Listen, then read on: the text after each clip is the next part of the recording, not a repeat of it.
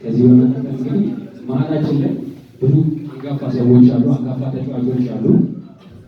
ክለባችን ነው በአምበልነት እየመራ ያለው አቶ ታደለ መንገሻ እንደዋለውን ተሞክሮ ወይም ደግሞ ለመዝናኛ ቢሆን ገጠመኝ እንዲያካፍለን አንዴ ከሞራል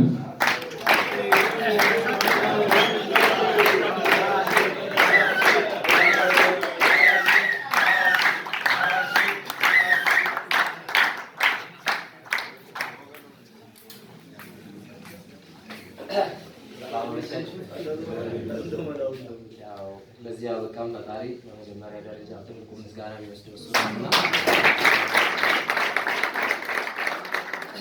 ከዛ በመቀጠል ያው የክለቡ ፕሬዝዳንትና ያው መስራች ኮሎኔል አወልን እናመሰግነዋለን። እንዲሁም ኮቺንግ ስታፍ፣ ተጫዋቾች እና 12ኛ ቁጥር ሆነው ደጋፊዎቻችን እናንተንም እናመሰግናለን። ያው ደደቢት የሚታወቀው ለብዙ ስፖርተኞቻችን ትልቅ በር የከፈተና በክፍያም ደረጃ ህይወታችንን የቀየረ ቡድን ነውና ያው በኢትዮጵያ ውስጥ ካሉት ክለቦች ቀዳሚ ድርሻውን የሚወስድ ቡድን ነውና አንዴ እንድታመሰግኑ። የ2017 ዝግጅታችንን ያው ከመጀመሪያችን በፊት ያው ትንሽ ያው ዝግጅታችን ብዙም እንትን አልነበረም። ከዛ ወደ ውድድርም ስንገባ ያው በውጤት ደረጃ ትንሽ ደከም ብለን ነበረ። ከዛ ወደ ሐዋሳ ደግሞ መተን የተሻለ ዝግጅትም አድርገን የተሻለ ጨዋታም ተጫውተን የተሻለ ውጤት ላይም ተገኝተናል።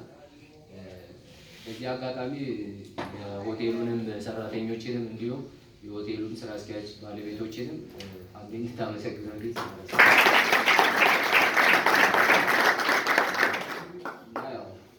ደጋፊዎች ስናሸንፍም አቻም ስንወጣ እስከ ሆቴል ድረስ በባጃጅ በሞተር እየደገፋችሁ እዚህ ድረስ እያመጣችሁ እየጨፈራችሁ በጣም እናንተን የሆነ በጣም እናመሰግናችሁ እወዳለሁ።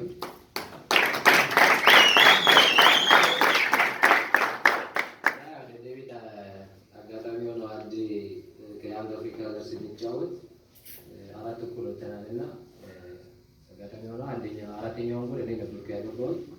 ኮሎኔል አወል ከላይ ከስቴዲየሙ ላይ ወደታች ሲወርድ ሱሪ ተቀዶ ማስታወሰው ነውና እዚህ አካባቢ